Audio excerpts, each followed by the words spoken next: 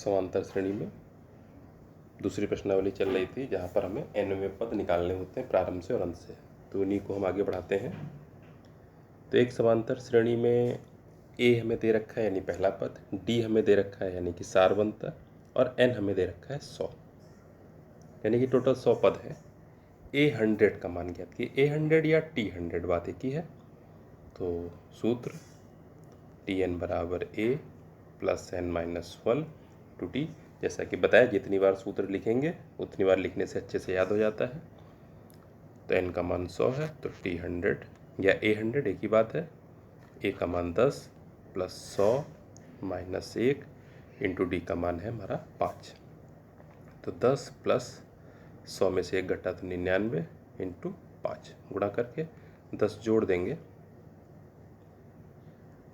तो हमारा आ जाएगा 495 और प्लस 10 तो हमारा आ जाएगा ये 505। 100वां पद आ गया। और कह रहा है समांतर श्रेणी में अंत से 50वां पद। तो अंत से 50वें पद का formula l minus n minus 1 into T. अब यहाँ पर देखिए क्या कह रहा है, l का मान हमें नहीं पता है और यहाँ पर कह रहा है n बराबर 100, यानी कि इसमें 100 पद हैं और 100वां पद हमने अभी निकाला। तो जो 100वां पद निकला है यही हमारा अंतिम पद यहाँ पर है l। तो यही हमारा यहाँ पर अंतिम पद है। और अब हम मान रख दें तो अंत से 50वां पद l यानी कि 505 माइनस n माइनस 1 यानी कि 50 माइनस 1 इंटू डी का मान है 5। तो बराबर 505 माइनस 49 इंटू 5। तो 505 माइनस 245 बराबर 260। तो 260 हमारा आ जाएगा अंत से। तो बस इसमें यही हिसाब रखना था कि 100 पद थे, 100वां पद निकाला तो वही हमारा एल हो जाएगा और इस तरह से ये निकल आएगा। एक फुलवारी की पहली पंक्ति में 43, दूसरे में 41, फिर 39। तो यहाँ पर हम देख रहे हैं 2-2 घटते चले जा रहे हैं। इस तरह से पौधे हैं और आखिरी पंक्ति में 11 गुलाब के पौधे हैं। तो इसको अगर हम लिखें तो पहले 43 पहली संख्या है, दूसरी 41, फिर 39, फिर आगे करते करते करते सबसे लास्ट में जो है 11। तो कुल पंक्तियों की संख्या यानी कि कुल पद हमें ज्ञात करने। तो tn फॉर्मूला लिखा हमने a plus n minus 1 into D. मान लो कुल पंक्ति अगर n थी तो nवीं पंक्ति में 11 पौधे हैं यानी कि tn का मान 11 है। तो 11 बराबर a यानी कि 43 प्लस n तो हमें ज्ञात ही नहीं है n माइनस 1 इंटू डी का मान माइनस 2।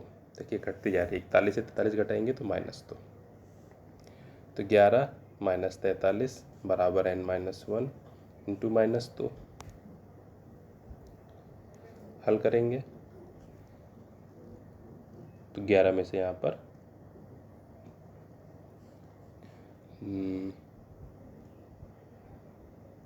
-32 बराबर n माइनस 1 इंटू -2। -2 से हम भाग कर देंगे तो -32 बटे -2 बराबर n माइनस 1। माइनस माइनस हट जाएगा और 2 से 16 को भाग हो जाएगी 32 को 16 बार।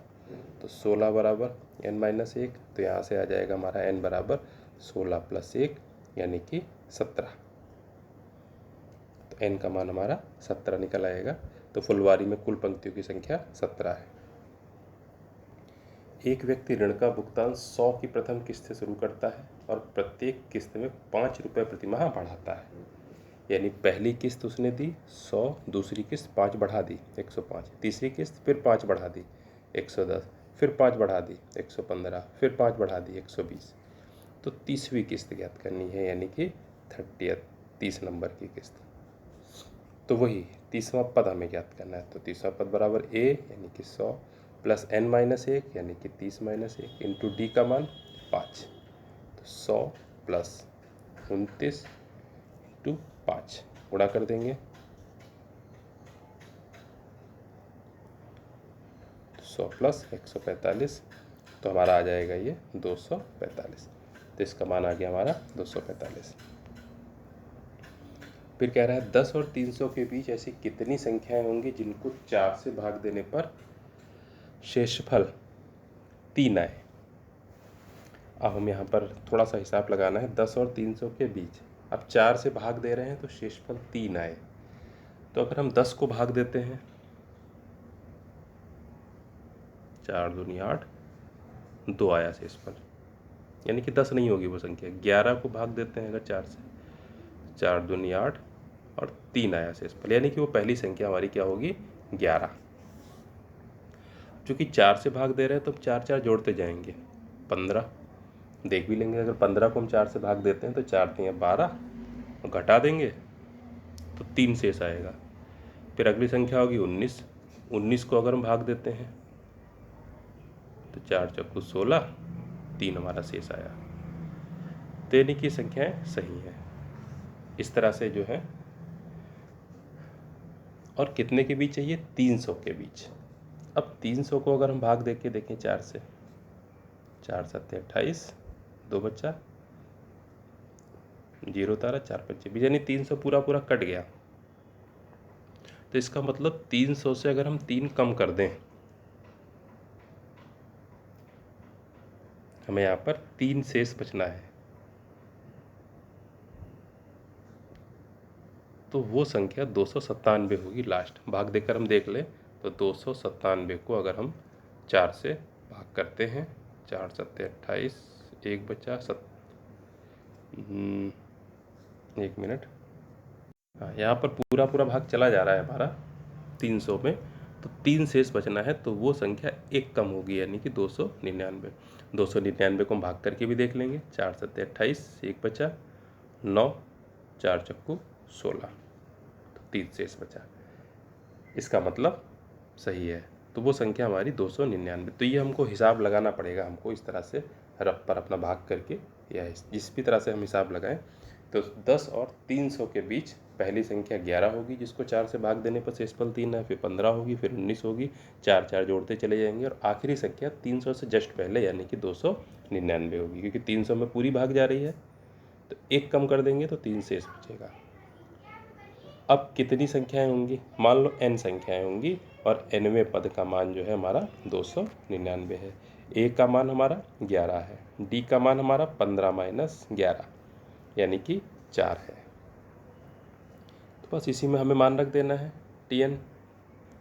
तो tn बराबर a + n-1 into d। tn का मान है 299 बराबर a का मान है 11 + n-1, n तो पता ही नहीं, d का मान 4।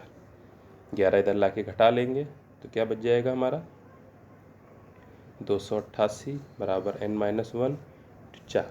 तो 4 से भाग कर देंगे तो क्या आ जाएगा, n-1 बराबर 288/4 यानी 72।